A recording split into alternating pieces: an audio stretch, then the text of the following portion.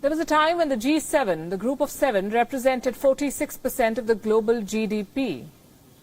Today, the G7 represents 66% of the global death toll. 6 members of this powerful 7-nation body are among the world's worst hit, worst affected countries. Let me start by telling you how badly they've been hit. Japan, more than 9,000 active cases and counting. Germany, more than 4,000 deaths. The United Kingdom, nearly 13,000 deaths. France, over 17,000 casualties. Italy, at least 22,000 people dead. The United States, close to 33,000 lives lost. These nations are struggling. And then there's China, which is celebrating. The virus is apparently fading in China, and it seems so is the Chinese regime's hold over the G7. A virtual meeting took place last night. The immediate fallout of this meeting may ruin all of Beijing's celebrations.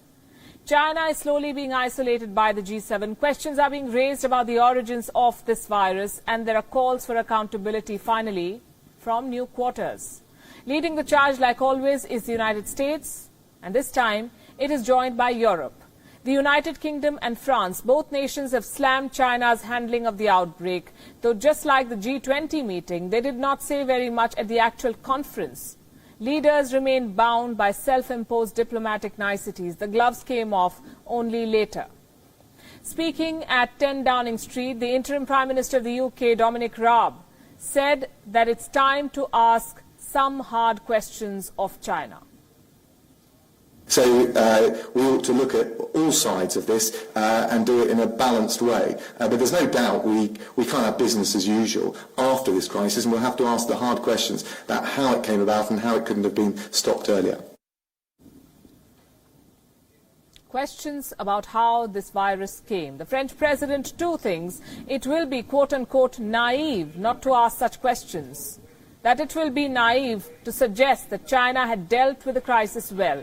In a print interview, President Emmanuel Macron has said, and I'm quoting, "There are clearly things that have happened that we don't know about, and that there can be no comparison whatsoever between," I'm quoting again, "open societies and those where truth is suppressed."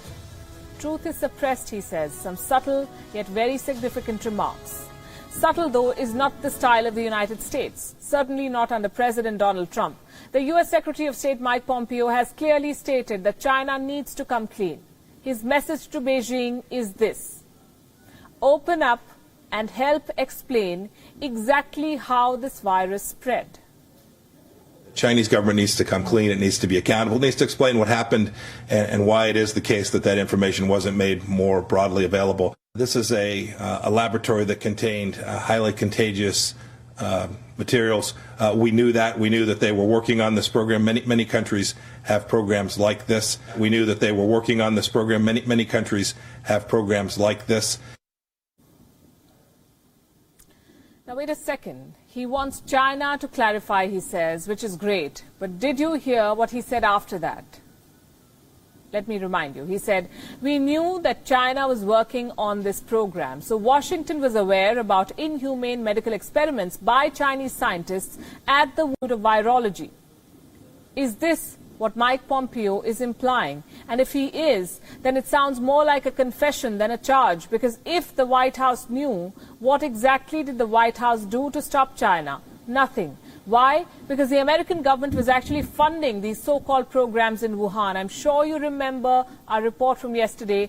We reported on how the U.S. government gave a $3.7 million grant to the lab at the center of the coronavirus scrutiny. For years, American taxpayers were unknowingly funding cruel experiments at this laboratory in China. The National Institute of Health, a U.S. government agency, lists this lab as a partner. What again did the Trump administration do to stop this? The answer is the same: nothing. Now, the U.S. wants China to come clean and take responsibility, which is good. The whole world wants China to come clean and take responsibility, but the U.S. should also practice what it preaches. A clarification from them would be a good start. Taking responsibility would be even better, because our questions are piling up.